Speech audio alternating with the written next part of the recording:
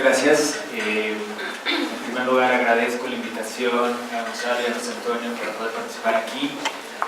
Y quiero hacer una advertencia de que, bueno, yo estrictamente sobre jóvenes no voy a trabajar, en el sentido, y no he trabajado, no soy especialista en jóvenes. Lo que yo he hecho ahora en los últimos tiempos es justamente analizar el discurso de la calidad educativa, sobre todo en los últimos 50 años, y en especial a partir de los años 90, y lo que me interesa presentar aquí es un poco de las nuevas investigaciones que estoy haciendo de comparación de estudios curriculares en relación a los contenidos sociales y las percepciones y construcciones que tienen sobre los jóvenes, ya que, por supuesto, el currículum no es solo el plan de estudios, sino la forma en que se vive y se transmite y se producen conocimientos de la escuela, pero en el carácter prescriptivo de nuestro sistema educativo, la forma en que se diseñan los modelos de identificación para los jóvenes me parece que son importantes discutir y plantear aquí. Entonces, lo que yo quiero plantearles acá es un poco, digamos, cuál es el derecho de los y las jóvenes pobres a conocerse en el currículum en la sociedad del conocimiento. Es decir, cómo trabajan la pobreza, cómo trabajan los procesos identitarios con los chicos pobres en las prescripciones de los programas de estudio. El estudio es bastante más grande, estamos en la primera etapa, que tiene que ver con comparar cómo se han desarrollado ya en el siglo XXI los currículums en América Latina, pero yo se lo voy a plantear aquí el caso del nuevo modelo educativo para la educación media superior y el marco curricular. Entonces, lo que me interesa es ver, por ejemplo, las conceptos de sexualidad, los conceptos de juventud, de pobreza, de pueblos originarios, de violencia estructural, de capitalismo, de sistemas económicos y cómo son trabajados y propuestos en por los sistemas educativos. En este caso, insisto, va a ser el nuevo modelo educativo. Para el caso presente voy a trabajar exclusivamente dos ideas. ¿Qué idea de joven se diseña o se perfila en el nuevo modelo educativo y qué relación tiene con sus contextos de pobreza, tomando en cuenta que muchos de los chicos que llegan en esa situación y cómo se trabajan estos contenidos en la educación básica, cómo se propone trabajar, porque ya cómo hacen los profesores, cómo las propuestas de los chicos, las dinámicas didácticas, la definición de los contenidos está marcada por la vida ya escolar cotidiana en las aulas de educación media superior y varía enormemente. Pero bueno, los estudios del currículum brevemente a manera de introducción para que quede claro más o menos de dónde hablo, básicamente se plantean desde la perspectiva más técnica cómo se cumplen o no los propósitos o los objetivos y cómo está organizado los programas. Pero a partir de los años 70 hubo un movimiento importante que se planteó el currículum como un texto histórico, político, cultural, ¿sí?, que permite leer los contenidos curriculares desde otra perspectiva. No tanto ver si los contenidos están perfectamente secuenciados para su desarrollo, sino qué implica secuenciar esto, qué implica poner o no un contenido. Y entonces yo voy a tratar de analizarlo desde esa perspectiva y me puse a ver para este seminario específicamente el vínculo entre juventud y pobreza. Y lo primero que encontré es una ausencia clara de estos dos elementos. Para poder ver qué significa esta ausencia de una definición de qué se entiende como por jóvenes, más allá de alguna aparición de cultura juvenil, alguna aparición de que no son sujetos homogéneos, de desarrollo personal o plan, proyecto de vida, lo que tenemos es que hay que compararlos utilizando los propios elementos de la calidad educativa de pertinencia y relevancia. cuáles son los conceptos o los aspectos de pertinencia y relevancia que se reflejan en las visiones de los chicos y sus condiciones de pobreza en un país con enormes cantidades de pobres. Bueno, la pertinencia es la correspondencia de los contenidos curriculares, ¿sí?, para los contextos y la población estudiantil, ¿sí? Eso lo pueden ver en lo que publicó el Instituto Nacional de Evaluación Educativa sobre una evaluación del currículum que utiliza el concepto de pertinencia. Relevancia es la importancia de los estudios y de los contenidos para la sociedad que se vive en el presente y para la sociedad que se piensa para el futuro, que ellos marcan como, o ellos marcan, los diseñadores del nuevo modelo educativo, como los retos del siglo XXI, que van señalando qué estudiante, qué joven queremos para, ¿sí?, la sociedad del conocimiento. Ellos establecen la sociedad del conocimiento como el sistema económico predominante donde el conocimiento juega un papel central como capital para el intercambio de bienes. Entonces, la pregunta es cómo trabajan estos contenidos, y podemos ver varios estudios que básicamente lo omiten, ¿sí?, en los estudios curriculares. Por ejemplo, el de Reimers y Chung sobre las competencias del siglo XXI hacen comparaciones del estudio de los nuevos modelos y lo que dicen, se desarrollan o no las competencias del siglo XXI, que tienen que ver más con elementos interpersonales e intrapersonales para el desarrollo de los chicos. Pero ¿qué tanto los contenidos son importantes? Y esto lo hago porque quizá yo vaya en sentido contrario a muchos de las propuestas curriculares contemporáneas y valoro la recuperación de ciertos contenidos como parte de la enseñanza y no únicamente el desarrollo de competencias que utilizan los contenidos como pretexto para el desarrollo de habilidades genéricas. Porque, expongo en otras partes, considero que esta lógica de definición de competencias está produciendo un concepto que yo denomino supracognición, que es determinar una serie de competencias genéricas que todos tienen que desarrollar para una idea de trabajo flexible, de flexibilidad cognitiva, de trabajo en equipo, algunos llaman creatividad, y que se ha desarrollado mucho en las empresas como las habilidades o las competencias que el futuro trabajador debe tener.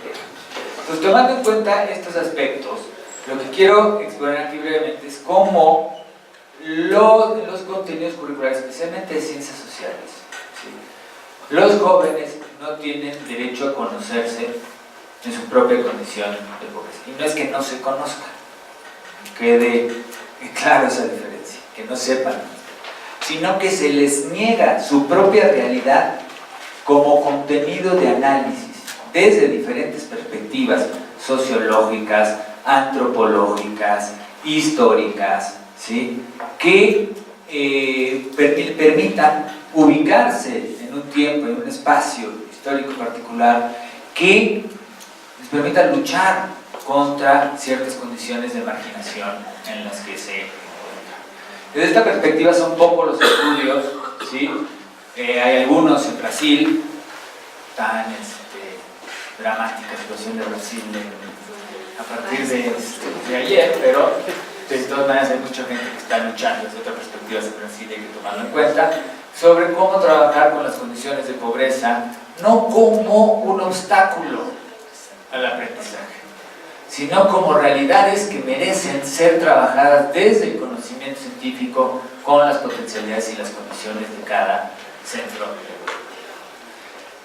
¿Qué contenidos de pobreza se trabajan en el aula? Han sido considerados los millones de jóvenes en condición de pobreza como contenido de enseñanza. Hay diferencias entre jóvenes indígenas, ¿sí?, jóvenes urbanos, y qué tanto sí se les permite. Bueno, lo que me pasó es lo que Eisner llama el currículum nulo, ¿sí?, que es qué implica la exclusión de estos contenidos del programa de explicación. El currículum nulo es todo lo que no se enseña que podría enseñarse. Y eso tiene que ver con la relevancia y la pertinencia de manera muy significativa porque, ¿sí?, como yo defino la sociedad que quiero, es decir, la relevancia social, es como voy a enseñar. Y si la relevancia social es, y más o menos, aunque no esté explícito, se puede distinguir en un currículum, un joven, hombre, urbano, ¿sí?, de clase media, ¿sí?, que está en proceso de la transición a la adultez, ¿sí?, que se extiende y reproduce ciertas formas tradicionales de ver a los jóvenes hacia el futuro, que no se le concibe en su momento particular, tenemos que no hay contenidos significativos para conocer las condiciones económicas y sociales entendidas, insisto, desde otras formas, es decir, cómo ven las diferentes disciplinas estas formas y cómo se promueven sus formas de enseñanza. Y esto, a mi parecer, está produciendo, ¿sí?, un proceso de nuevas exclusiones y viejas exclusiones que voy a exponer.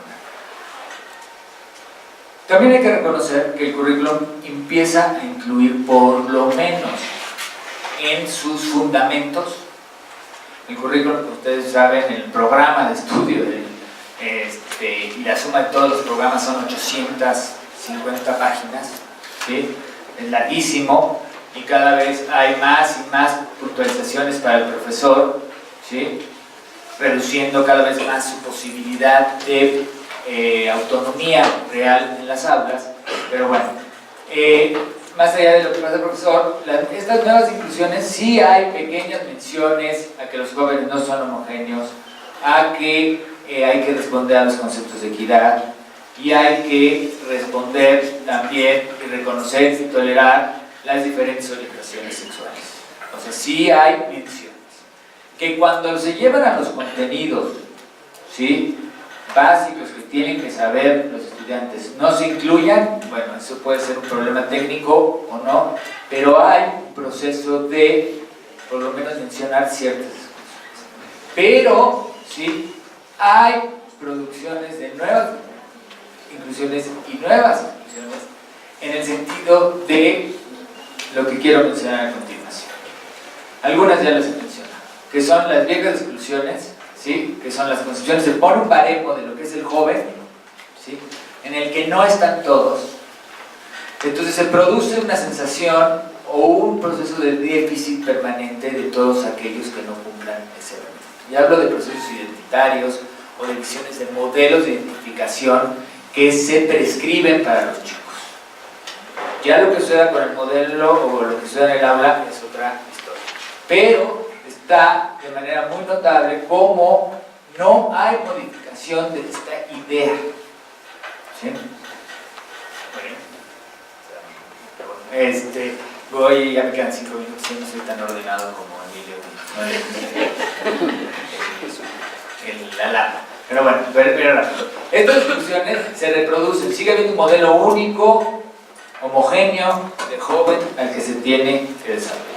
Que tiene que desarrollar unas competencias únicas en todos los casos que reducen notablemente la posibilidad de conocer, analizar, estudiar las propias condiciones de pobreza en las que se presentan. Y esto se da a través de varios aspectos. La naturalización del sistema económico. No hay capitalismo, no hay... me parece el socialismo, pero no aparece el capitalismo, ¿sí? Como un sistema económico en el que vivimos, ¿sí?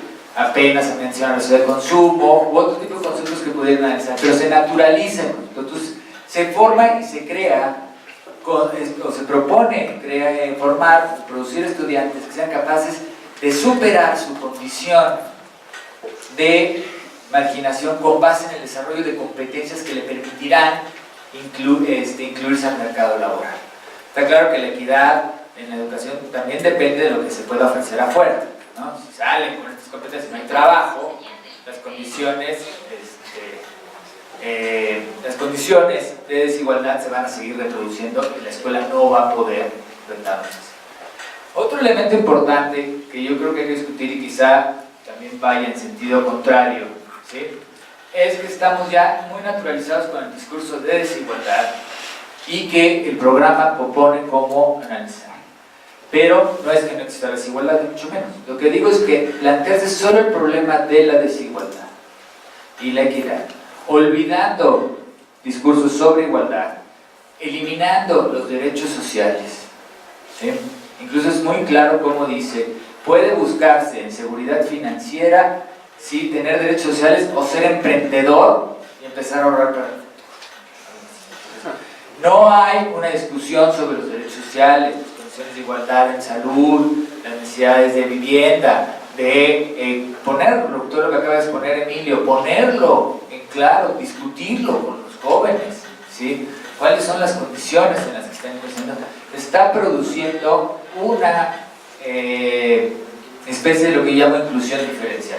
Un discurso que habla de una inclusión total, y por supuesto tiene exclusión, pero el discurso simbólico o general del programa es: se permite la inclusión total, pero con base en las competencias que cada uno desarrolle, el aspecto meritocrático, cada quien va a ocupar el lugar en la sociedad que su propio mérito académico le permitirá responder. Hay más cosas, ya se me acabó el tiempo, pero sí vale la pena tomar en cuenta que estas formas de exclusión